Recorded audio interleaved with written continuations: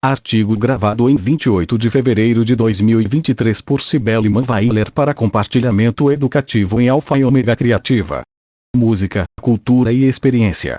John Black King tradução. André Keys de Moraes Schouten revisão técnica. Daniela do Amaral Alfonsi, Paula Wolters e Lorena Pires e Thaís Chan Waldman.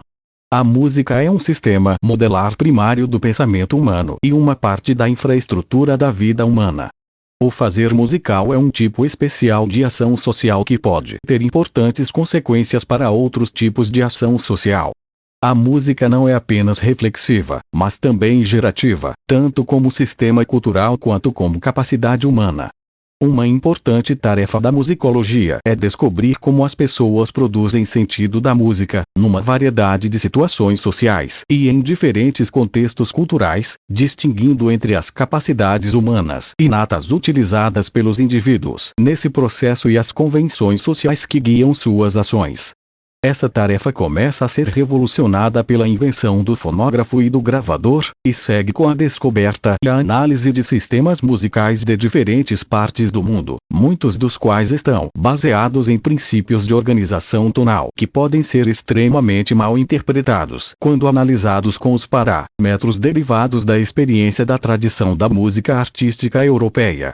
Isto foi reconhecido, em 1885, pelo físico e foneticista britânico Alexander John Ellis que, após mensurar as escalas musicais de sociedades diferentes, concluiu: a escala musical não é única, natural, nem fundada necessariamente sobre as leis da constituição do som musical, como tão bem formulado por Helmholtz, mas muito diversa, muito artificial e muito caprichosa. Ellis, 1885, p. 526. O fonógrafo e o gravador ajudaram a tornar as pessoas mais conscientes sobre a criatividade geral humana em relação à invenção, à performance e à apreciação da música. Estes equipamentos aboliram o que era visto como diferenças essenciais entre músicas escritas e não escritas, e entre músicas artística, popular e folclórica. As análises das gravações das músicas não escritas revelaram que as folclóricas e algumas tradições da música artística asiática são menos improvisadas, mais estáveis e sistemáticas do que geralmente se pensava. As interpretações gravadas da música escrita mostraram que, mesmo para o mais erudito e cuidadoso dos performers, a partitura é apenas um guia aproximado para a performance. Assim como as múltiplas gravações de uma sinfonia de Beethoven mostram que há tantas leituras quantas são as orquestras e os regentes, também as gravações da improvisação aparentemente espontânea da música africana revelam uma coerência da performance, sugerindo que os músicos retêm em suas cabeças tanto a gramática de um sistema musical como o equivalente de uma partitura. O incremento nas gravações das músicas do mundo nem sempre conduziu ao esclarecimento musical, uma vez que as pessoas tendem a procurar significados familiares no não familiar, como se os homófonos se e se tivessem o mesmo significado. Também é moeda entre os compositores selecionar e utilizar as sonoridades exóticas que os atrai, tal como os colonialistas produziram bens manufaturados a partir de matérias-primas dos países do terceiro mundo. Se os compositores e etnomusicólogos encarassem o problema de aprender um novo sistema musical por meio do trabalho com os músicos e do estudo com professores, como fariam num conservatório europeu ou norte-americano, seriam recompensados pela descoberta de processos inesperados que entram na produção da música, e sua compreensão da música como uma capacidade humana poderia ser ampliada, bem como sua experiência musical seria enriquecida. Um bom exemplo de um processo musical inesperado foi proporcionado pelas segundas maior e menor das duas partes da ganga da Bósnia-Herzegovina, ver Petrovic, 1977, e pelos Schwebungs de Aponi, ver Messner, 1980, encontrado nas mais diferentes sociedades europeias, asiáticas e oceânicas. O que alguns ouvidos escutam como tensões dissonantes, para os cantores são profundamente concordantes e uma fonte de experiência transcendental. Mesmo que todas as sociedades humanas conhecidas possuam aquilo que musicólogos treinados reconhecem como sendo música, em algumas não há uma palavra para música ou existe um conceito de música cujo significado é bem diferente daquele geralmente associado à palavra música. Todavia, música é uma palavra oportuna que tem uma função analítica similar ao conceito de tipos ideais formulado por Max Weber. Assim entendida, música pode encerrar tanto a enorme gama de músicas que os membros de diferentes sociedades categorizam como sistemas simbólicos especiais e tipos de ação social, como um quadro inato específico de capacidades cognitivas e sensoriais que os seres humanos estão predispostos a usar na comunicação e na produção de sentido do seu ambiente. A música é tanto um produto observável da ação humana intencional como um modo básico de pensamento pelo qual toda a ação pode ser constituída. A expressão mais característica e efetiva deste modo de pensamento é o que poderíamos chamar música, mas isto também pode se manifestar em outras atividades, até na organização de ideias verbais, tal como o famoso discurso de Martin Luther King, Eu Tenho um Sonho, ou algumas das poesias de Gertrude Stein. Artigo gravado em 28 de fevereiro de 2023 por Cibele Manweiler para compartilhamento educativo em Alfa e Ômega Criativa. As fontes de informação mais acessíveis sobre a natureza da música são encontradas, em primeiro lugar, na variedade de sistemas, estilos ou gêneros musicais que são atualmente realizados no mundo. Segundo, nas gravações históricas de partituras escritas, na iconografia e nas descrições de performances. E, em terceiro lugar, nas diferentes percepções que as pessoas têm da música e da experiência musical, por exemplo, nas diferentes maneiras pelas quais as pessoas produzem sentido dos símbolos musicais. Embora apresente um problema filosófico, esta terceira fonte é para os antropólogos a mais importante, porque reconhece que as músicas são fatos sociais e que a análise das composições e das performances musicais deve, portanto, levar em conta tanto o trabalho dos críticos e leitores de textos como dos performers e recriadores da música. O objeto artístico em si não é arte nem não arte. Torna-se um ou outro somente pelas atitudes e sentimentos que os seres humanos lhe dirigem. A arte vive em homens e mulheres, sendo trazida a público por processos especiais de interação. Desta maneira, os signos não possuem significados até que estes sejam compartilhados, e assim tais processos tornam-se cruciais para a semiótica da música, como o produto sônico que fornece o foco para análise. Blacking, 1981, p. 192. Clifford Geertz ilustrou este ponto mais sucintamente com a seguinte frase reveladora: a arte e o equipamento para sua compreensão são produzidos na mesma oficina. Geertz, 1976, p. 1497. Para compreender a música como uma capacidade humana, como um quadro específico das capacidades cognitivas e sensoriais, devemos começar tratando sua definição como problemática, e é por isso que coloquei o conceito entre aspas. Além de incorporar numa teoria geral da música as características de todos os diferentes sistemas musicais, ou músicas, devemos também levar em conta as diferentes maneiras pelas quais os indivíduos e os grupos sociais produzem sentido daquilo que eles ou qualquer outro considera como música. Desta maneira, quando um estudante universitário queniano produziu uma análise errada, não toveniana, do primeiro movimento da sonata para pianos de Beethoven Op. 49, no. 2, foi necessário descobrir por que sua versão entrava em conflito com as de seus colegas de classe que foram bem-sucedidos ao produzirem uma versão correta. Como examinador externo, discordei das notas baixas dos examinadores internos, porque o estudante havia produzido uma análise perfeitamente lógica, embora desviante, na qual enfatizava o contraste de períodos, padrões rítmicos e a textura de baixo e agudo, ao invés das tonalidades e dos motivos melódicos. Frequentemente são estas análises desviantes das partituras musicais que produzem altas somas de dinheiro para regentes, instrumentistas e companhias de discos e, no entanto, este fato da vida musical nem sempre é reconhecido pelos musicólogos e teóricos da música, que às vezes assumem ser sua tarefa a produção de análises definitivas da obra-prima musical, dos estilos e dos períodos da história da música. Como música e experiência musical humana, a sonata Amber Clavier de Beethoven se estende muito além da partitura escrita, de um momento particular da história ou de qualquer performance singular. Diferentes remontagens e diferentes percepções da sonata tornam-se parte dela, exatamente como a criação original e a primeira performance dependem da tradição pianística. Blackkin, 1981, p. 190. Somente quando os musicólogos se aperceberem das leituras alternativas dos textos sagrados terão o direito, como seres que fazem música, de discordar das classificações indígenas. Por exemplo, os muçulmanos não classificam o canto corânico como música, mas ele possui características em comum com o canto gregoriano e com outros tipos de cantos que muitos musicólogos consideram como tal, podendo assim ser incluído na evidência contra a qual a teoria geral da música deve ser testada. De qualquer modo, todo discurso sobre a música apresenta um problema filosófico porque pertence a uma esfera discursiva diferente daquela do sujeito da investigação, a música.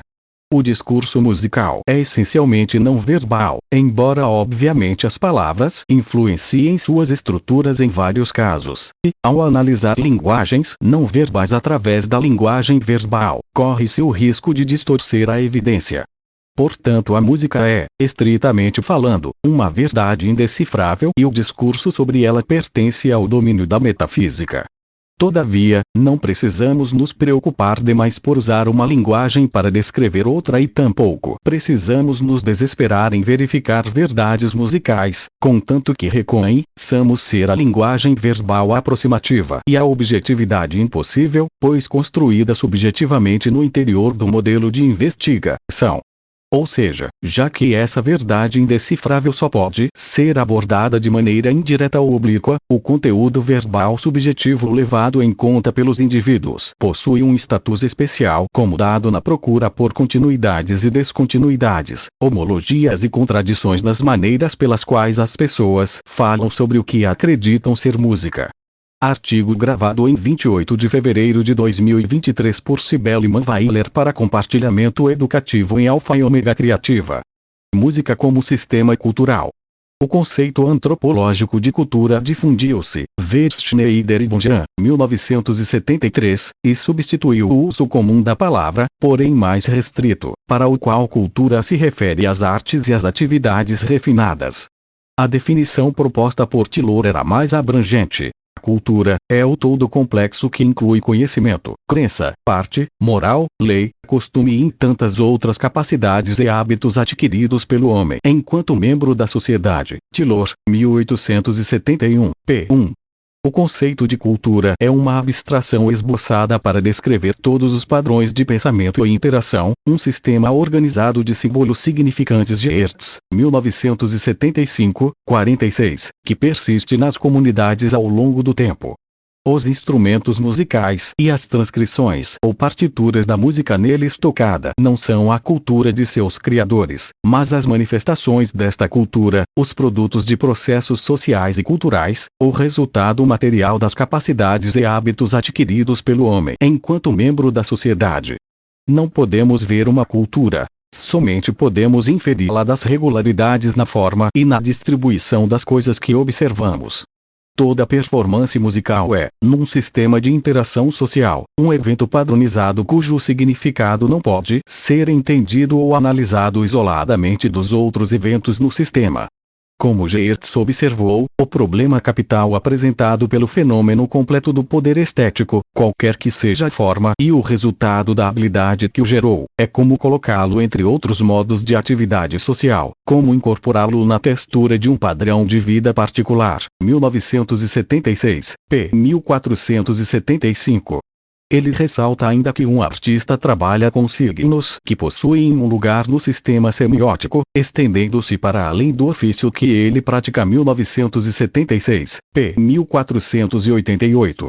Hertz cita o Painting and Experience in 15th Century Italy de Michael Bachandal, enfatizando que diferentes domínios da cultura renascentista contribuíram nos modos pelos quais os italianos do século XV olhavam para as pinturas.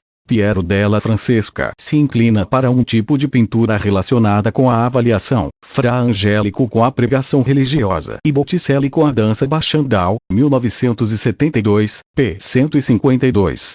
Isto não significa que toda atividade musical possa ou deva ser reduzida a uma variedade de atividade social e interpretada de maneira intercambiável com qualquer outro conjunto de instituições.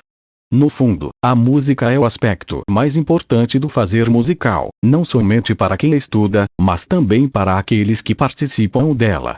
Este é o caráter especial das atividades musicais que é sociológica e antropologicamente problemático, mais que as características que elas têm em comum com outras atividades sociais. O problema é descobrir como as pessoas integram e utilizam diferentes tipos de experiência, especialmente a experiência musical, e como elas relacionam música a não música e um tipo de música a outro. Quando ouvi pela primeira vez, em 1956, algumas canções de criança dos Venda da África do Sul, por exemplo, não compreendia como eles podiam preparar as crianças para a música dos adultos, que já ouvira em muitas ocasiões. E a meu ver, no entanto, deveriam existir relações estruturais entre as duas.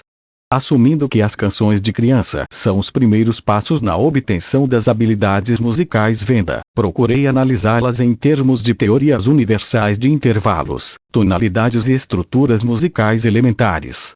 As primeiras tentativas de análise musical formal foram mal sucedidas, na medida em que falharam em revelar a coerência das canções de criança tanto como um gênero quanto em relação a outra música Venda, além de faltar a precisão e a parcimônia que se esperaria de uma análise convincente.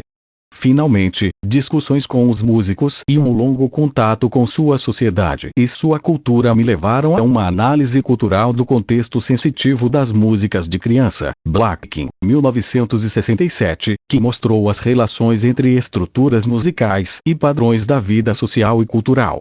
Dessa maneira, embora a comparação intercultural seja uma tarefa na análise das diferentes músicas e um passo em direção ao entendimento da música como uma capacidade humana, um sistema musical deveria, em primeiro lugar, ser analisado não em comparação com outras músicas, mas em relação a outros sistemas sociais e simbólicos dentro de uma mesma sociedade. Tanto na teoria quanto no método há uma diferença significativa entre o estudo intensivo de outras músicas como sistemas culturais coerentes e o estudo comparativo de outras músicas em performance. Tradicionalmente, procurava-se compreender os sistemas musicais nos termos dos diferentes tipos de percepções que seus compositores, performers e espectadores habituais fazem deles, embora os últimos estejam inevitavelmente produzindo o sentido das músicas dentro dos parâmetros derivados do sistema musical do próprio analista, ou de alguma hipotética teoria universal do fazer musical humano. Para entender tanto uma tradição musical quanto as contribuições que compositores individuais dão a ela, um sistema musical deve ser compreendido como um dos diferentes quadros de símbolos pelos quais as pessoas aprendem a produzir um sentido público de seus sentimentos e da vida social. Uma vez que tanto os ouvintes como os compositores e performers são parte do processo do fazer musical, e desde que haja evidência de que todo ser humano tem a capacidade de produzir sentido da música, cf. Blackkin, 1973, a visão que um músico tem da música é uma fonte limitada de informação, até mesmo sobre os aspectos estritamente musicais de um sistema musical. De fato, já que sua arte exige grande dedicação a uma prática socialmente isolada, às vezes os músicos podem ser menos perceptivos que os ouvintes sobre os importantes significados de sua arte, e eles raramente são mais articulados que a média do leigo sobre os processos de endoculturação dados por certos na performance. A performance de músicos e compositores, as gravações e partituras musicais são importantes fontes de informação sobre as práticas musicais de uma sociedade e de seus componentes, mas não são de maneira alguma as únicas fontes primárias. E até que a importância das visões leigas na compreensão e na análise das músicas seja reconhecida, não progrediremos em direção à compreensão da música como uma capacidade humana. Como isto pode ser feito? Nem o fonógrafo ou a fita cassete, nem mesmo um melógrafo, o sonograma ou outros dispositivos eletrônicos proporcionariam as chaves mais significativas para a compreensão da natureza do discurso musical, ainda que ofereçam meios para a escuta repetida e para a observação cuidadosa do fenômeno acústico, podendo sensibilizar as pessoas para a complexidade e a variedade das músicas não familiares.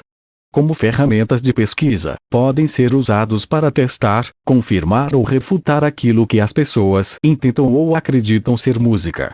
Mas aquilo que podem reproduzir incansavelmente e dissecar meticulosamente proporciona apenas uma ilusão de objetividade, porque a essência do fazer e da compreensão musical são os atos humanos de produzir sentido com os símbolos musicais através da composição, da performance e da audição. Os fatos objetivos das estruturas musicais podem aparentemente estar ali para todos ouvirem ou verem, mas na verdade não estão. O significado dos signos musicais é ambíguo, mais culturalmente limitado que objetivamente auto-evidente. As pessoas estão propensas a percebê-los e interpretá-los com referência às suas experiências de diferentes sistemas culturais, assim como conforme as variações na personalidade individual. As interpretações ambíguas dos signos musicais são provavelmente as mais poderosas fontes de inovação e transformação musical, isto é, quando certas circunstâncias sociais estimulam o desenvolvimento de uma maneira idiosincrática de ouvir música, em vez daquela aprovada culturalmente, é mais provável que se componham músicas abertas a novas direções. Dessa maneira, como sugeriu Charles Seger, 1977, as variedades de discurso sobre a música são provavelmente as mais confiáveis fontes de informação sobre os diferentes tipos de discurso musical. As maneiras pelas quais as pessoas situam a música dentro de outros modos de atividade social. As classificações, metáforas, similaridades, metonímias, analogias e outros meios que utilizam para incorporá-la na textura de seu padrão de vida particular. E as decisões que tomam pela, ou por causa da, performance musical são pistas vitais na descoberta de gramáticas musicais e de tipos de pensamento e inteligência envolvidos no fazer das músicas do mundo. A grande contribuição da etnomusicologia para o conhecimento musical é a expansão do saber acerca das possíveis conceitualizações das músicas e da performance musical. Estas são mais importantes que a descoberta de novas estruturas musicais, porque sugerem maneiras alternativas de ouvir tanto as novas músicas como as músicas já familiares. Elas desafiam as bases da maioria das análises psicológicas, sociológicas e musicológicas da música e da musicalidade, especialmente aquelas que reivindicam ser mais científicas que humanísticas, porque rompem as divisões convencionais entre o jargão das descrições leigas e técnicas das formas musicais. Elas revelam não apenas uma enorme variedade de musicalidades na sociedade humana do que geralmente acreditávamos existir, mas também novas e coerentes ideias sobre a organização do som que nem sempre podem ser acomodadas dentro dos parâmetros das análises musicais científicas, derivadas da experiência de uma tradição musical particular, a música tonal europeia. A música tonal europeia também foi matéria de diferentes tipos de discurso e estilos de interpretação, e o processo de compô-la, interpretá-la e experimentá-la foi por longo tempo descrito e avaliado com uma terminologia não musical. Mas este modo de discurso sobre a música é geralmente considerado como auxiliar ou referencial, ainda que essencial na compreensão das estruturas musicais para as quais os diferentes modos de discurso quase científicos foram desenvolvidos. Gostaria de sustentar que o jargão técnico da descrição musical não é substancialmente diferente e não deveria ser separado do discurso não técnico, exceto quando são linguagens de grupos sociais particulares. O uso, ou não, dos termos técnicos na descrição musical é tão arbitrário quanto o fato de que a maioria das pessoas fala de diarreia e bronquite, mas somente os médicos e as enfermeiras falam de dispepsia, embora isto seja uma experiência humana igualmente comum. Quando um amigo ou parente está severamente doente, aprendemos logo o jargão e descobrimos que os médicos raramente compreendem o processo da doença melhor do que as pessoas leigas, os que padecem dela ou que estão próximos a ela. E assim é com a música. Embora o discurso musical, ou a forma em movimento tonal, seja o objeto da criação, da percepção e a fonte da experiência musical, termos técnicos como melodia, tonalidade, intervalos, harmonia, quartas, quintas, terças etc., precisam ser generalizados para que possam descrever a organização cognitiva de outros fenômenos, símbolos e conceitos, assim como os sons da música, cf. Blackkin, 1984. A música é frequentemente gerada por regras não musicais. A metalinguagem comumente usada nas análises musicais pode de fato impedir o desenvolvimento de gramáticas musicais, porque é culturalmente específica e irrelevante para compreender muitas das músicas do mundo. Embora os termos técnicos das análises musicais tenham algum valor heurístico como palavras luminosas para se referir a formas que são externamente similares, eles não são adequados para descobrir os significados intrínsecos aos diferentes períodos e aos gêneros da música europeia, deixando de lado as músicas asiática e africana. A precisão com a qual as pessoas podem descrever, avaliar e relacionar a música com outras atividades humanas. Ver, por exemplo, Field, 1982, sobre a música dos Kaluli de Papua Nova Guiné, sugere que a música tonal europeia poderia ser facilmente descrita em geral, com termos não musicais, de tal maneira que suas estruturas e significados possam ser mais facilmente correlacionados com outras características das culturas europeias e até mesmo com as músicas não europeias. Para concluir esta sessão, as implicações de tomar as músicas como sistemas culturais podem ser declaradas resumidamente. Partituras musicais são prescritivas e apenas representações aproximadas dos sons pretendidos de uma peça musical. Transcrições descritivas de performances gravadas podem ser mais precisas. Mas como dois performers pensam sobre a mesma passagem pode fazer uma grande diferença para suas performances, mesmo que aparentemente não haja diferenças observáveis em seus movimentos de dedo, punho e braço. Como os ouvintes pensam sobre essas mesmas performances pode ser um fator adicional na comunicação e na interpretação. Dessa maneira, como as pessoas pensam sobre o que elas consideram como performance musical é a chave para compreender a estrutura e o significado dos símbolos musicais.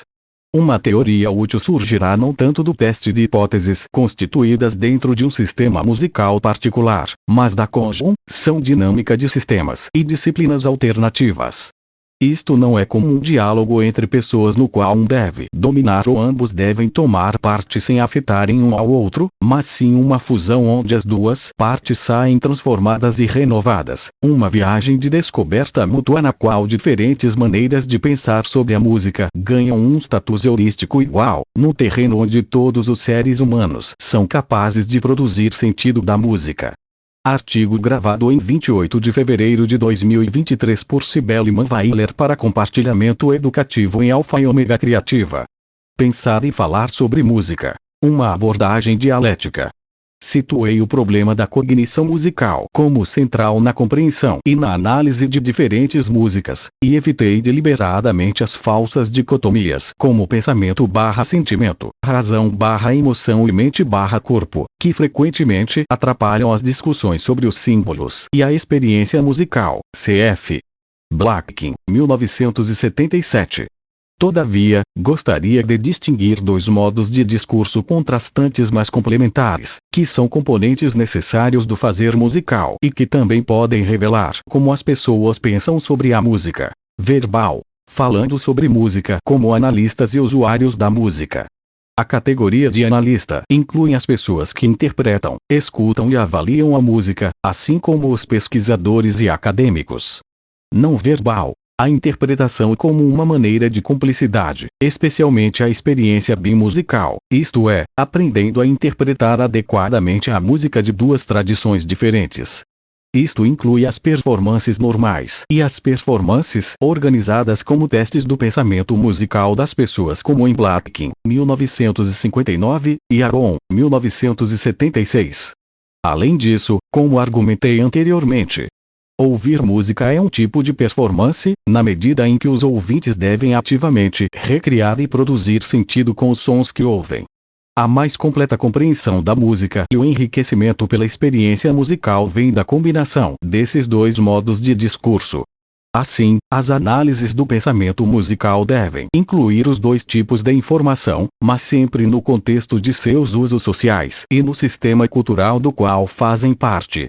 Para enfatizar a dinâmica e os papéis não reflexivos que os músicos podem desempenhar na vida social e na organização cultural, e focar na significância dos símbolos musicais, prefiro não pensar em termos de uma sociomusicologia, que identifica a criação e a interação musical sobretudo como uma parte auxiliar da vida social, mas de uma musicossociologia, que poderia ver certos aspectos da vida social como produtos do pensamento musical. Isto é mais interessante para desafiar o modelo da superestrutura artística de base econômica da sociedade em geral, não porque eu rejeite este modelo, mas porque não me parece ser universalmente válido. O que pode explicar de maneira magnífica o modo de produção capitalista e o crescimento do imperialismo na Europa e na América do Norte num tempo particular da história humana, e o que pode explicar os padrões das civilizações hidráulicas e os modos de produção feudais na Ásia, não explica necessariamente todas as formações sociais em todos os períodos da história humana. A ideia de que a cognição artística é uma importante fonte da vida humana, e de que a praxis artística pode influenciar e iniciar a ação social, não deveria ser dispensada como uma reatualização da visão romântica das artes do século XIX. Não estou afirmando que as músicas ou as artes em geral são motor da mudança, ou que tenham uma função de solucionar problemas. Estou preocupado com as funções cognitivas da música e, na seção final deste trabalho, sugiro que o fazer musical pode ser uma ferramenta indispensável para a intensificação e a transformação da consciência, como um primeiro passo para transformar as formas sociais. Em Music of Politics Blacking, 1995b, ofereci um exemplo da África do Sul, onde a prática musical foi um importante elemento no desenvolvimento da consciência política e da ação efetiva. Benny Sidran, 1971, descreveu a black music nos Estados Unidos como uma espécie de ação mais que de reflexão, um dos meios pelos quais a estrutura social é criada. Esse tipo de evidência e o argumento sobre a música como um sistema modelar primário apontam para uma estratégia de pesquisa que toma os grupos sonoros como unidade básica de análise, mais que compositores individuais, grupos sociais, comunidades ou culturas per se. Um grupo sonoro é um grupo de pessoas que compartilham uma linguagem musical comum, junto com ideias comuns sobre a música e seus usos. A pertença aos grupos sonoros pode coincidir com a distribuição das linguagens verbais e das culturas, ou pode transcendi-las, como em partes da Europa e nas terras altas de Papua Nova Guiné. Numa mesma sociedade, as diferentes classes sociais podem ser distinguidas como grupos sonoros distintos, ou podem pertencer ao mesmo grupo sonoro, embora estejam profundamente divididas em outras circunstâncias. Se olharmos para a prática musical como uma força ativa na formação das ideias e da vida social, como comunicação não verbal que é a base, mas também transcende categorias e grupos sociais definidos e sustentados com palavras, devemos procurar a evidência que mostre como o uso dos símbolos musicais ajuda a fazer, assim como refletir padrões da sociedade e da cultura. Devemos descobrir precisamente como as pessoas são capazes de relacionar as experiências com os símbolos musicais e com outras formas de atividade social e intelectual, e explicar isto como mais do que reações aprendidas. Este nível de explicação deve ir além dos tipos de argumento ou de suposição que afirmam ser tal ou qual padrão de som destinado para, ou associado com, uma atividade ou convenção social particular, devendo, portanto, procurar seus significados essenciais nos significados desta atividade social. As sentenças abertas neste trabalho suscitaram uma questão que com muita frequência é tomada por certa, mas que está no cerne de todas as discussões acerca da comunicação musical: a possibilidade de que os símbolos musicais possam ser transformados em outros símbolos, e vice-versa, sem a mediação da convenção social. Em minhas discussões anteriores sobre comunicação musical, em Expressing Music Experience Through Music 1995a, e O Musical Isman, 1973, deixei de tratar essa questão como problemática. Em primeiro lugar, embora questionasse algumas das conclusões do brilhante estudo de D. Hitchcock e Language of Music, 1959, caí na mesma armadilha que sustenta ser os significados primários dos símbolos musicais selecionados pela convenção social. Em segundo lugar, não perguntei como as pessoas relacionariam os símbolos musicais não verbais a outros conjuntos de símbolos sem terem uma série de equações arbitrárias, tais como sendo X, não verbal, igual I, verbal, sendo PQ, não verbal, igual RS, verbal, e assim por diante. Em outras palavras, as pessoas poderiam realizar conexões entre experiências musicais e não musicais sem regras culturais específicas. Agora estou convencido que sim, principalmente porque muitas regras culturais são feitas com os mesmos modos de pensamento que a música, e porque a capacidade do cérebro humano em relacionar diferentes transformações da mesma figura não depende completamente da experiência cultural, embora certos marcos históricos do desenvolvimento cognitivo precisem da prática cultural para sua plena realização. Cf. Lenneberg, 1967. Para se chegar a alguma ideia sobre as capacidades necessárias aos seres humanos na realização destas operações mentais, ponto que será mais discutido na próxima sessão, precisamos enfocar os problemas específicos relacionados com o equilíbrio entre a potencial capacidade musical e a prática cultural, mas sempre nos termos e no contexto de sistemas musicais diferentes. Por exemplo, sistemas musicais diferentes requerem fundamentalmente distintas capacidades, habilidades ou aptidões. Ou apenas enfatizam aspectos de um repertório comum de capacidades cognitivas musicais ou gerais? Certos tipos de música são inerentemente mais difíceis de se conhecer a fundo que outros.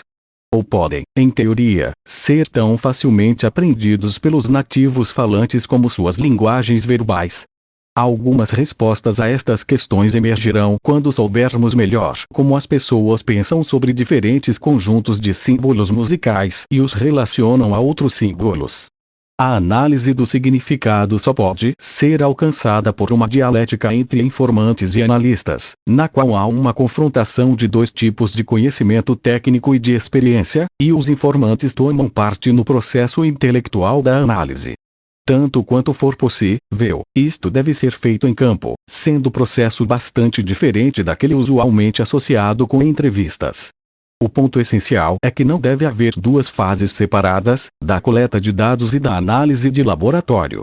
A participação, a coleta de dados, a discussão e a análise primária devem todas estar fundidas no processo analítico em andamento. Deste modo, a maior tarefa da análise é transferida para o campo, onde os experimentos ad hoc, cf. Blackkin, 1959, podem ser combinados com o diálogo, bem como para testar cada conclusão.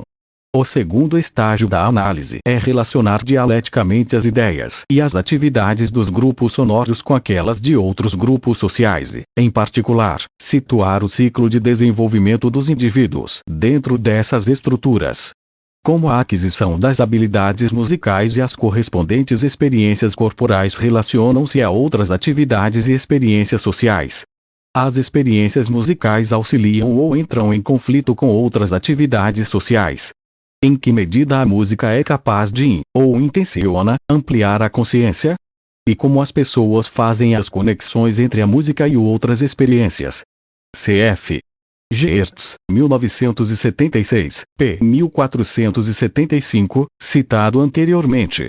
Geertz é um dos vários autores que busca situar a prática artística no contexto social. Ao mesmo tempo em que concordo com isto, também inverto o processo e digo que, para um etnomusicólogo, o procedimento analítico crucial não é tanto ajustar a música dentro de um sistema social, mas iniciar com um sistema musical e seus símbolos, com estilos e grupos sonoros, e então ver como e onde a sociedade se ajusta no interior da música. Devemos considerar a cognição artística e particularmente a prática musical como tendo papéis primários na imaginação de realidades sociais. Supondo que haja uma unidade dos sentidos, ver Van Ornbostel, 1927, e que as frequentes integrações de diferentes formas de arte, ver Zev, 1977, Tax, 1972, 26F, sejam resultados de um denominador comum de cognição artística, diríamos que as ideias e as atividades dos grupos sonoros deveriam também ser contrastadas com aquelas dos grupos artísticos alternativos ou complementares, assim como com os grupos não artísticos em geral emocional e intelectualmente, pela falta da percussão e da escultura respectivamente. Se uma atividade artística não é essencialmente a mesma que outra, que podemos fazer sem uma delas? Entre os Venda, as habilidades na música e na dança seriam tão inextricavelmente ligadas que, por exemplo, se um homem Venda disser eu posso tocar Tchikona, quer dizer que também pode dançá-la, e se uma garota disser eu danço Tchigombela, ela também pode cantar e tocar os tambores. Blackkin, 1982, p. 34.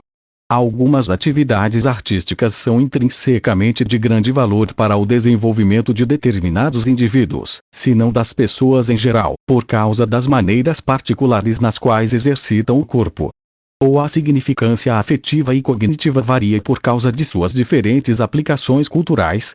Howard Gardner argumentou que a capacidade musical é frequentemente encontrada entre crianças que não são excepcionais, podendo até mesmo ser deficientes em outras áreas. 1973, p. 188. Por outro lado, no estudo longitudinal entre crianças húngaras, Barcox e Ple, 1982, apontaram para os efeitos positivos do fazer musical nos resultados educacionais. Mostraram que, embora a educação musical intensiva pelo método Kodaly não tenha afetado o nível geral de inteligência das crianças, houve um efeito positivo sobre a criatividade, produzindo uma relação mais harmônica entre criatividade e inteligência. Pensamento divergente e convergente. Barcox e Ple, 1982, p. 31. Gardner também sugeriu que provavelmente nenhuma outra pessoa viva tocava com o virtuosismo do garoto Mozart, mas aos 16 anos Picasso não desenhava tão bem quanto Degas, 1973, p. 198. As diferenças entre a aquisição da música e da pintura refletem a natureza preeminentemente formal do meio e o fato de a música ser mais autocontida e Bidden menos dependente da experiência. Ou são estas diferenças uma consequência das relações desses sistemas de símbolos com outros na cultura europeia? Esta questão nos leva de volta ao tema-chave da música como uma capacidade humana, que é o tópico da próxima e última sessão deste trabalho. Mas antes de discutir aquele tema, gostaria de resumir algumas das áreas nas quais uma abordagem dialética para a análise do fazer musical prático, em diferentes sociedades e contextos, pode nos levar a uma compreensão mais profunda das capacidades musicais humanas e de suas expressões em diferentes músicas. Uma abordagem dialética pode ser aplicada como a seguir. 1. Entre analistas, por exemplo, entre Steve Feld e seus analistas Kaluli, Klein, como Stravinsky e Robert Kraft, provavelmente não haviam pensado sobre muitas das coisas que Feld lhes falava até que eles tivessem o desafio intelectual advindo da visita do etnomusicólogo. Da mesma maneira, até que fosse desafiado intelectualmente pelas pessoas em Venda, incluindo as crianças, havia muitos aspectos da compreensão e da interpretação de minha própria música que me escapavam. 2. Entre grupos sonoros e outros grupos sociais, por exemplo, entre música e outras artes, e entre as atividades musicais e outras atividades no sistema social. 3. Entre sistemas musicais e suas lógicas contrastantes, verbal e não verbal. Sistemas musicais são derivados de ou ligados a ideias e princípios de ordem utilizados numa variedade de instituições. Qual é o status do pensamento musical? Ele é um tipo especial de cognição humana, podendo também ser aplicado em campos não musicais. Ou a música é a aplicação de outros tipos de pensamento e de movimento corporal para a organização de tons. 4. Entre performers, performances e experiências musicais contrastantes, não verbal. Como a experiência de um sistema musical influencia a percepção de um e a performance do outro.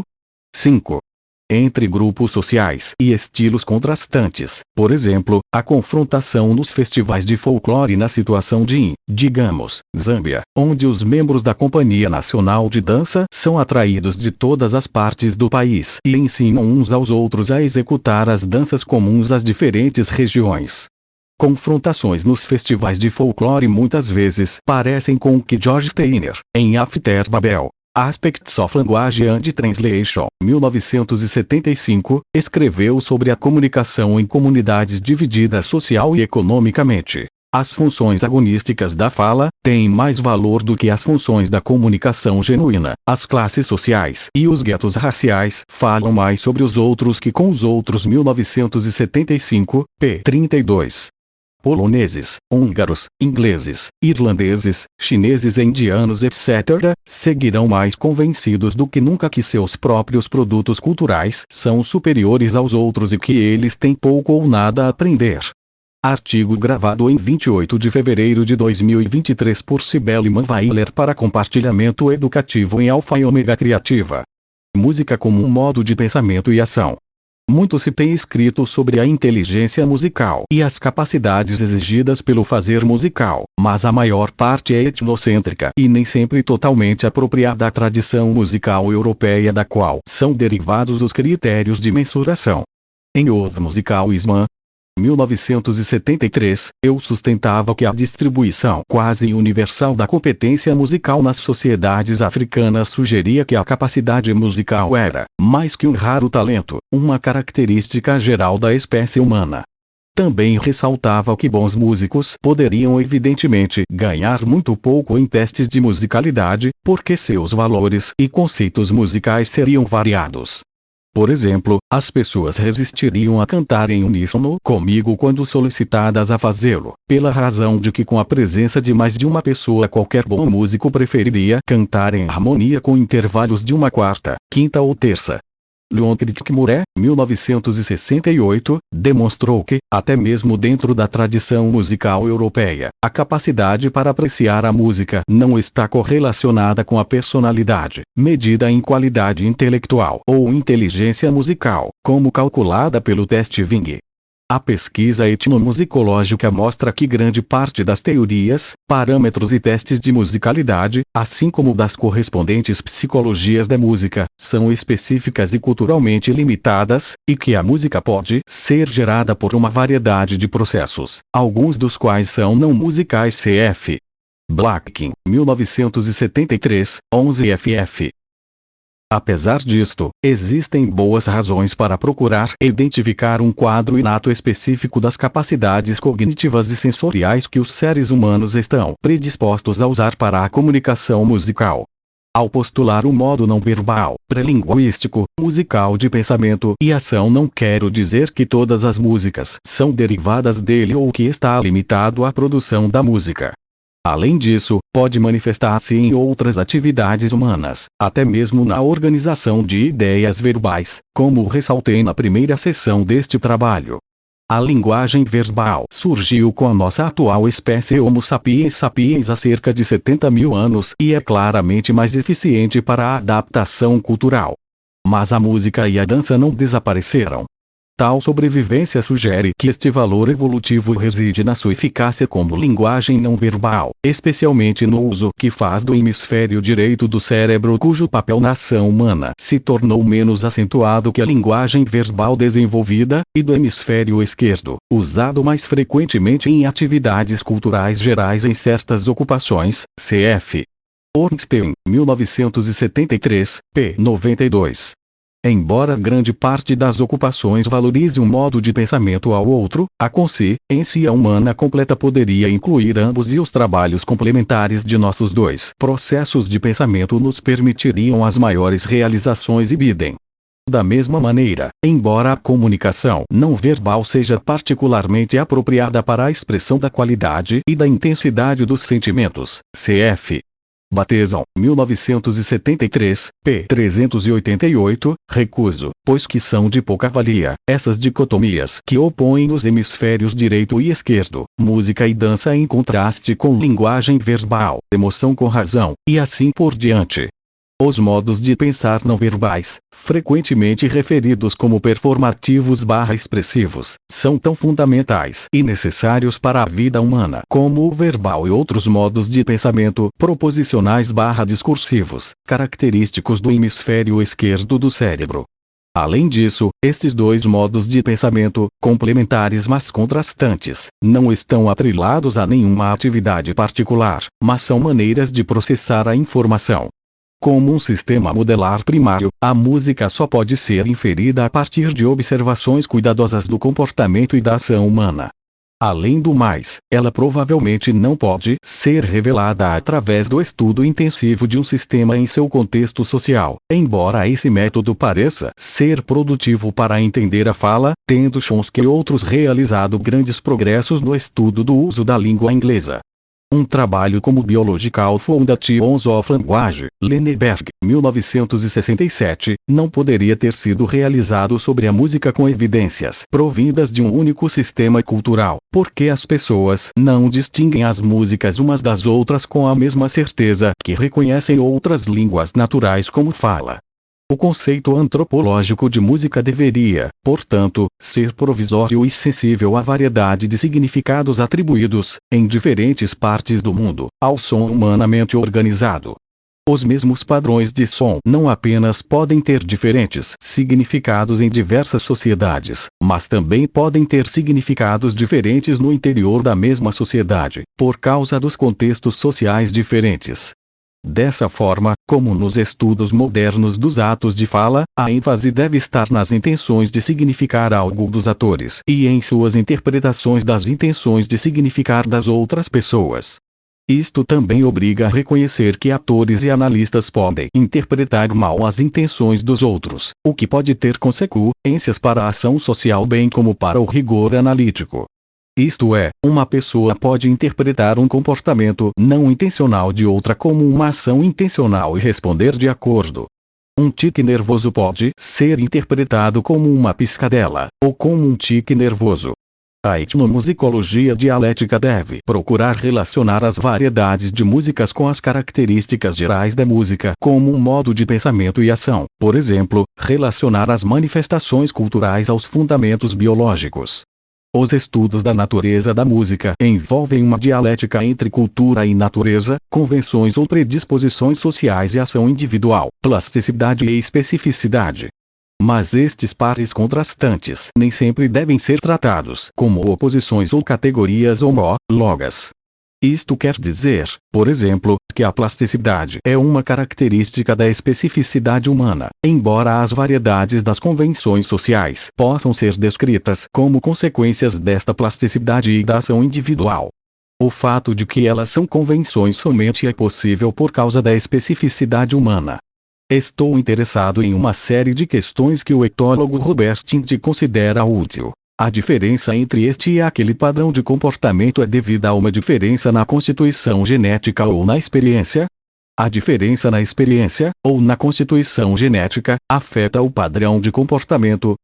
No caso do tentilhão, ouvir um canto normal é parte da experiência necessária para o desenvolvimento deste canto. Entretanto, os tentilhões não aprenderiam nenhum canto ouvido por eles se a experiência de aprendi-lo não ocorresse alguns meses antes do próprio pássaro iniciar a cantar, de modo que a informação, de certa maneira, seja armazenada. Os organismos vêm ao mundo com propensões para aprender algumas coisas mas não outras. Os tentilhões logo terão dificuldades se imitarem qualquer som que ouçam, pois é verdade que está predeterminado que aprendam apenas cantos com a estrutura tonal parecida com aquela do canto normal do tentilhão. Indy, 1975, p. 114, 117.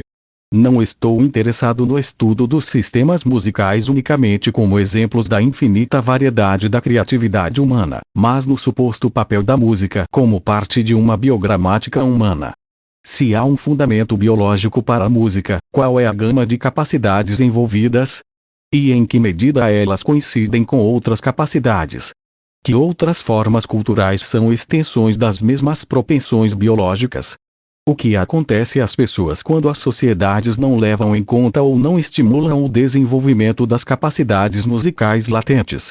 Elas são canalizadas para outras atividades ou simplesmente atrofiam? Se há fundamentos biológicos das músicas, o quanto eles determinam reações na interpretação das estruturas sonoras?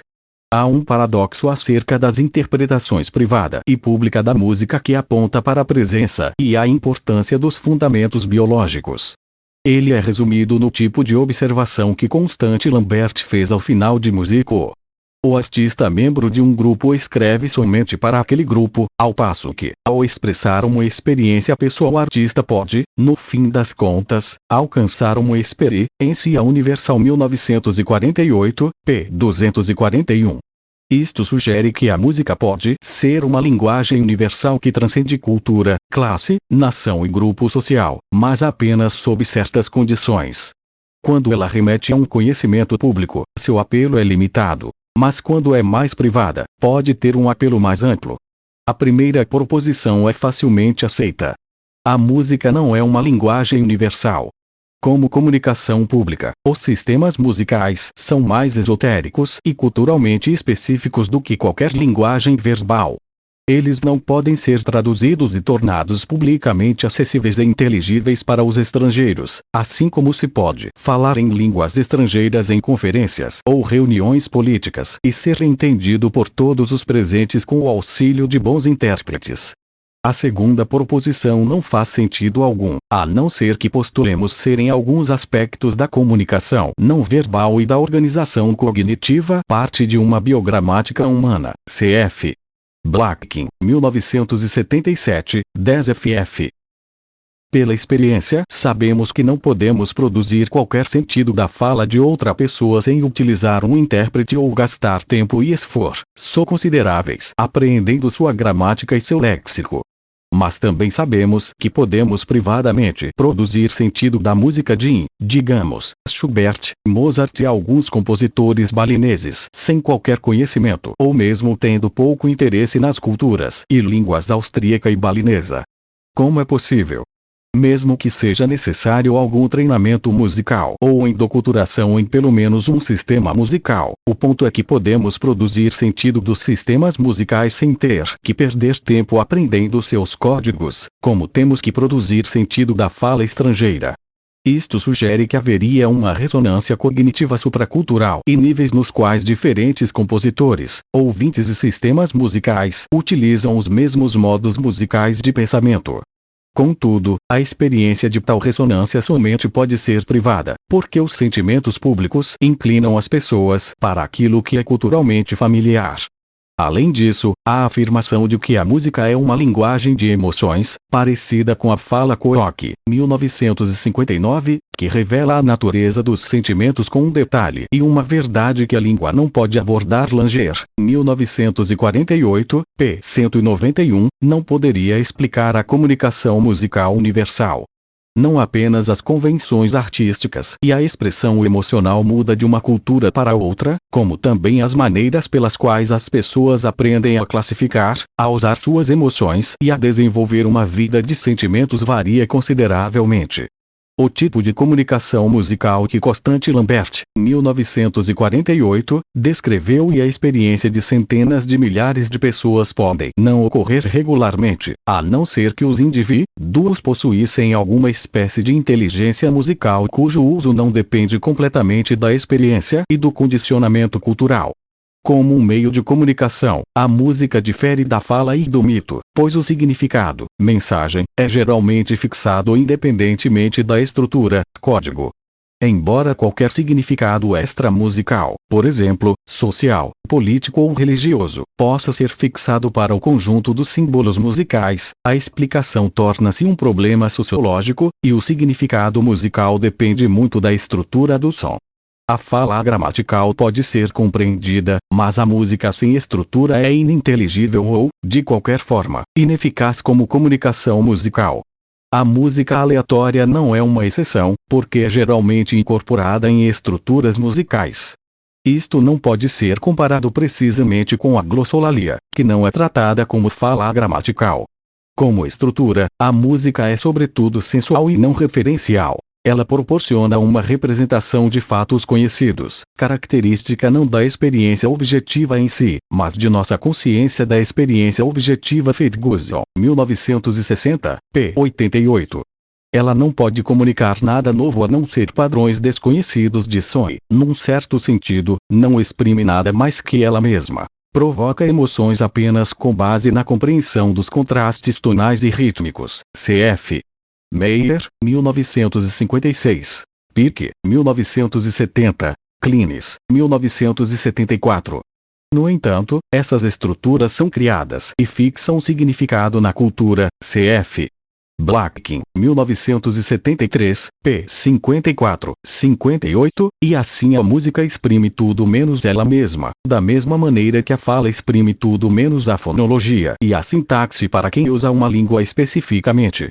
Portanto, até as explicações fenomenológicas do significado musical intrínseco não podem evitar o fato de que os símbolos e os sistemas musicais são socialmente construídos, e de que a comunicação musical se torna possível não pelas estruturas musicais per se, mas pelo sentido musical que as pessoas encontram nela. Se ao expressar uma experiência pessoal o artista pode, no fim das contas, alcançar uma experiência universal, é porque ele ou ela é capaz de viver além da cultura, e não para a cultura, cf. Blackkin, 1969, p. 16, e de ressintonizar as convenções culturais particulares com as experiências comuns dos seres humanos pelo uso dos modos de pensamento que todo indivíduo possui. Quando a gramática da música coincide com a gramática do corpo de uma pessoa particular, a ressonância cognitiva pode, em parte, ser sentida e apreendida por causa da experiência social. Mas quando a gramática da música coincide com a biogramática musical do corpo humano, em sentido amplo, a ressonância cognitiva pode ser sentida e apreendida apesar das experiências sociais específicas. Uma compreensão intuitiva da música é possível porque performers e ouvintes possuem, tal como criadores de música, a mesma competência ou inteligência musical inata. Quando alguém usa esses modos de pensamento e ação muito pessoais, mas universais, para criar novas combinações com os símbolos musicais culturalmente familiares, há uma boa chance de outros seres humanos, recriando suas percepções ao ouvi-las. É sobre isso que trata a audição ativa, sentirem em seus corpos o que os outros sentiram ao criá-las. E desde que estes sentimentos sejam parte essencial das atividades do corpo humano, eles serão acompanhados pelas experiências de plenitude, de satisfação e de bem-sucedida autoatualização. Tudo isso é uma elaboração a partir da frase de Geertz, citada anteriormente, de que a arte e o equipamento para sua compreensão são produzidos na mesma oficina. Mas gostaria de reiterar 2 pontos. Primeiro, o processo de ressonância em nada depende do condicionamento cultural, podendo ser um fenômeno da comunicação humana não verbal. Em segundo lugar, os sentimentos primários que as pessoas têm em seus corpos são experiências de diferentes tipos de impulso interno. Mais que sensações de emoções particulares ou estados físicos, elas podem escolher interpretar tais sentimentos com linguagens contemporâneas da emoção e outras metáforas culturalmente familiares. Entretanto, não chegaremos a uma teoria coerente da comunicação musical se tentarmos explicar diferentes sistemas musicais como linguagens de emoções. Como uma capacidade humana, a música é uma atividade cognitiva e, portanto, afetiva do corpo. As análises críticas das estruturas musicais e de seus significados para atores e analistas, em diferentes contextos sociais e históricos, podem complementar experimentos formais e levar-nos mais próximo à compreensão da música como uma capacidade humana. Aquilo que se denomina dança biosocial Blackkin, 1976, é uma capacidade específica, ou instrumental que permitiu ao homem primitivo desenvolver o pensamento, a tecnologia e a invenção da cultura na época do Baixo Pleistoceno. Sugerir que a proto-música e a proto-dança estiveram intimamente vinculadas à expansão dessa capacidade que, como ação ritualizada no espaço e no tempo, provavelmente foram cruciais ao ajudar as espécies humanas mais primitivas do Homo erectus a desenvolverem-se em Homo sapiens neanderthalensis e daí em Homo sapiens sapiens. Com o advento do Homo sapiens sapiens veio a linguagem verbal, mas não o desaparecimento da música e da dança. Os símbolos da fala possibilitaram uma grande diversidade de invenção cultural, em um grau de desenvolvimento até agora sem precedentes. Mas a fala também permitiu aos seres humanos imaginar, desenvolver e debater sobre situações sem necessariamente conhecê-las pela experiência corporal. Há muitos padrões da música e da dança são influenciados pela forma e pelo conteúdo do discurso verbal, e provavelmente perderam sua importância como modo diário de comunicação factual ou prática. Mas não há razão para supor que seu papel evolutivo tenha diminuído. Lembro que a música e a dança permaneceram como fatores-chave na vida humana e, em particular, são meios para as pessoas preencherem os vazios da comunicação e da compreensão entre suas vidas em sociedades que prescrevem certas ideias, sentimentos e definições de experiência, e suas experiências corporais como seres com sentimentos próprios. Se nós soubéssemos mais sobre a música como uma capacidade humana, e sobre seu potencial como força intelectual e afetiva na comunicação, na sociedade e na cultura, poderíamos usá-la amplamente para melhorar a educação geral e construir sociedades pacíficas, igualitárias e prósperas no século XXI, assim como nossos ancestrais pré-históricos usaram-na para inventar as culturas a partir das quais todas as civilizações se desenvolveram. Referências bibliográficas. Aaron, cima. Use of playback. Techniques in the study of oral polyphonies. Etnomusicology, N. 20, p. 483, 519, 1976. Barcoxi, Ilona. Ple, Xaba. Music Max a Difference. Budapest, SN, 1982. C. Bateson, Gregory. Steps to an Ecology of Mind. St. Albans, Paladin, 1973. 565 p. Bachandal, Michael. Painting and Experience in 15th Century Italy. Oxford, Clarendon Press, 1972. 192 p. Blackkin, John. Problems of Pitch, Pattern and Harmony in the Ocarina Music of the Venda. African Music, Vol.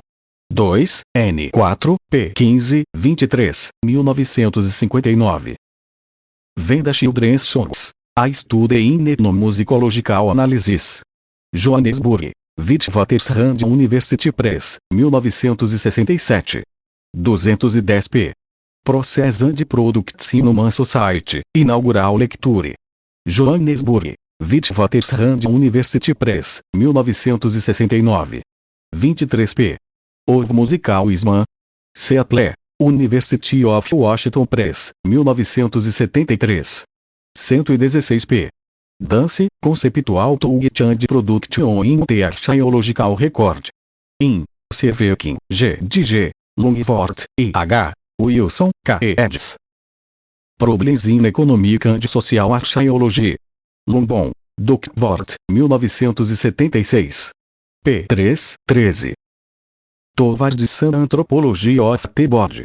E Anthropology of the Body, as Monographs 15. London. Academic Press, 1977. p. 1-28. E Problem of Ethnic Perceptions in the Semiotics of Music. In. Steiner, W. ed. E Signing Music and Literature. Austin. University of Texas Press, 1981. p. 184, 194. A Case for Higher Education in the Arts. In. Robertson, K. ed. The Arts and Higher Education, Research into Higher Education Monographs 48. Guildford. Society for Research into Higher Education, University of Surrey, 1982. p. 26, 50. VAT Languages do Musical Grammars Describe. In. Barone, M. Calegari, L. eds. Musical Grammars and Computer Analysis.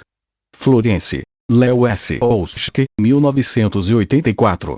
p. 363, 370. Chapter 1. Expressing Music Experience Through Music. Music, Culture e Experience, Selected Papers of John Blackkin. Edited and William Introduction by Reginald Byron. William Foreword by Bruno Neto. Chicago and London. University of Chicago Press, 1995. p. 31, 72. Chapter 7. E Music of Politics. Music, Culture e Experience, Selected Papers of John Blackkin. Edited and William Introduction by Reginald Byron. William Foreword by Bruno Neto. Chicago and London. University of Chicago Press, 1995b. p. 198, 222. Clines, Manfred. E por Pulse of Musical Genius. Psicologia Total, Julie, p. 51, 55, 1974. Koch, Derrick. E Language of Music. London, Oxford University Press, 1959. 304p. Crickmore, Lyon. An Approach to the Measurement of Music Appreciation. Journal of Research in Music Education, N. 26, p. 239, 253, 291, 301, 1968. Ellis, Alexander J. On the Musical Scales of the Various Nations. Journal of the Society of Arts, N. 38, p. 485, 527, 1885. Field, Steve. Sound and Sentiment. Birds, Vaping, Poetics, and Song in Caloli Expression. Philadelphia, University of Pennsylvania Press, 1982. 316p. Ferguson, Donald. Músicas Metapor. Minneapolis, University of Minnesota Press, 1960. 198p. Gardner, Howard. E Arts and Human Development. New York, Wiley, 1973. 428p. Geertz, Clifford. E Interpretation of Cultures. London, Hutchison, 1975. 470p. Art as a Cultural System. Modern Language Notes, N. 91, p. 1473, 1499, 1976. Ind. Robert. E Comparative Study of Nonverbal Communication. In. Bental, J. Polemos, T. eds. E Body as a Medium of Expression. London, Aleilani, 1975. p. 107-142 Hornbostel, Erich Moritz von. E Unity of the Senses. Psyche, N. 7, p. 85, 89, 1927. Lambert, Constant. Musico. A Study of Music in Decline. 3rd Edition. Armand Svort, Penguin, 1948. 304p. Langer, Suzanne. Philosophy in a New UK. New York, Mentor Books, 1948. 248p. Leach, Edmond. Political Systems of England Burma. London, G. Belfort London School of Economics and Political Science, 1954. Sillenberg, Eric. Biological Foundations of Language. New York, Wiley, 1967. 528p. Mesner, Gerald. Dienstvebungsdiakonie in Bistrica. Tutzing, Hans Schneider, 1980. Simeyer, Leonard. Emotion and Meaning in Music. Chicago, University of Chicago Press, 1956. 315p. Zev, Mec. Master Musicians and the Music of Com, Easy, and by Ensembles in Ingva, Igbo Society. Ph.D. Dissertation, e Keynes University, Belfast, 1977. Silverstein, Robert. Right and Left Thinking. Psicologia Total, Mar, p. 87, 92, 1973. Petrovic, Ankica. Ganga. A Form of Traditional Rural Singing in Yugoslávia. Ph.D. Dissertation, e Keynes University, Belfast, 1977. C. Pirk, Alfred. A Phenomenological Analysis of Musical Experience and Other Related Size. New York, St. John's Press, 1970. 75p. Schneider, Louis. Bonjean, Charles. E Idea of Culture in the Social Sciences. Cambridge, Cambridge University Press, 1973. 158p. Seger, Charles. Speech, Music, and Speech About Music. In. Seger, S. ed. Studies in Musicology 1935, 1975. Berkeley, University of California Press, 1977. p. 16-35. Sidran, Benny. Black Talk. New York. Out, Reinhardt and Winston, 1971. 201 p. Steiner, George. After Babel, Aspects of Language and Translation. London, Oxford University Press, 1975. 507 p. Tax, Meredith. Culture is not neutral. Von does it serve? In Bachandal, Elliot. Radical Perspectives in the Arts. Armand Svort, Penguin, 1972. p. 15-29. Tylor, Edvard Burnett. Primitive Culture. London, John Murray, 1871. Se agradecimentos em primeiro lugar, devo agradecer a Christine Lúcia e Dr. Stepanos Muller, respectivamente editora da South African Journal of Musicology, SAMUS, e presidente da Musicological Society of Southern Africa, por autorizarem a publicação desta versão em português. Agradeço aos colegas Danilo Paiva Ramos, Herbert Rodrigues e Giovanni Cirino pela colaboração na tradução, bem como aos 3 editores da Cadernos de Campo responsáveis pela apreciação desta e por suas generosas sugestões ao texto. Traduzido de Blatkin, John. Music, Culture and Experience. In Music, Culture e Experience, Selected Papers of John Blatkin. Edited and with an introduction by Reginald Byron. With a foreword by Bruno Neto. Chicago and London, University of Chicago Press, 1995. p. 223, 242.